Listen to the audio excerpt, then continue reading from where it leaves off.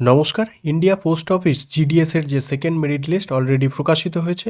এখন অনেকেরই প্রশ্ন, থার্ড মেরিট লিস্ট কবে প্রকাশিত হতে পারে এবং ডকুমেন্ট ভেরিফিকেশনে কী কী প্রসেস রয়েছে, ডিভিতে কী কী নিয়ে যেতে হবে, এই সম্পর্কে অনেকেই জানতে চেয়েছেন। আজকের ভিডিওটি বিস্তারিত জানিয়ে দেবো, প্রত্যেকে শেষ পর্যন্ত দেখবেন। কাদের এবং অনেকের কাছে মেল বা মেসেজ এসেছে বা যাদের আসেনি কবে আসবে এবং কি কি ডকুমেন্ট সঙ্গে নিয়ে যেতে হবে আর কোথায় যেতে হবে, আজকের ভিডিওতে আমরা এই সমস্ত বিষয় নিয়ে বিস্তারিত আলোচনা করব। মেরিট লিস্টে নাম আসার সাথে সাথে সবার কাছে মেল আসে না, সাধারণত একদিন সময় লাগে।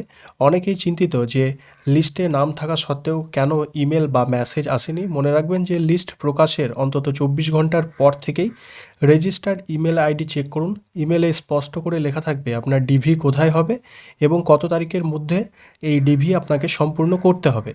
সাধারণত লিস্ট প্রকাশের 10 থেকে 15 দিনের মধ্যেই এই কাজ শেষ করতে হয়। এবং কি কি ডকুমেন্ট লাগে এই বিষয়ে প্রত্যেকে জানতে চেয়েছেন। এই সমস্ত বিষয় কিন্তু সম্পূর্ণ যে অফিসিয়াল পিডিএফ সেখানে উল্লেখ করা আছে।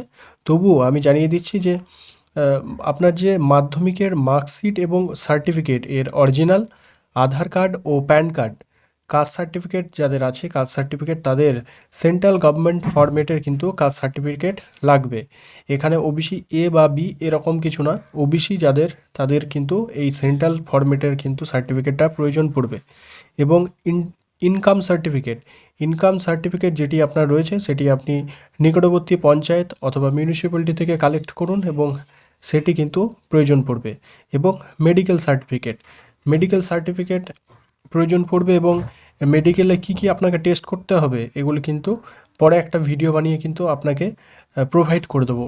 এবং পিডব্লিউডি বা ট্রান্সজেন্ডার সার্টিফিকেট যদি কারো থেকে থাকে এটি কিন্তু প্রয়োজন পড়বে। এবং পাসপোর্ট সাইজের ফটোকপি, এই পাসপোর্ট সাইজের ফটোকপি কিন্তু প্রত্যেকেই, এগুলো প্রত্যেকটা কিন্তু অরিজিনাল ডকুমেন্ট সঙ্গে 2 সেট করে এর জেরক্স অর্থাৎ ফটোকপি কিন্তু অবশ্যই সাথে নিয়ে যেতে হবে। ভেরিফিকেশন কোথায় হবে? আপনার মেল যেটি আপনি ফর্ম ফিল আপ করার সময় দিয়েছিলেন, যে ডিভিশনাল অফিসের নাম লেখা থাকবে সেখানেই কিন্তু আপনাকে যেতে হবে।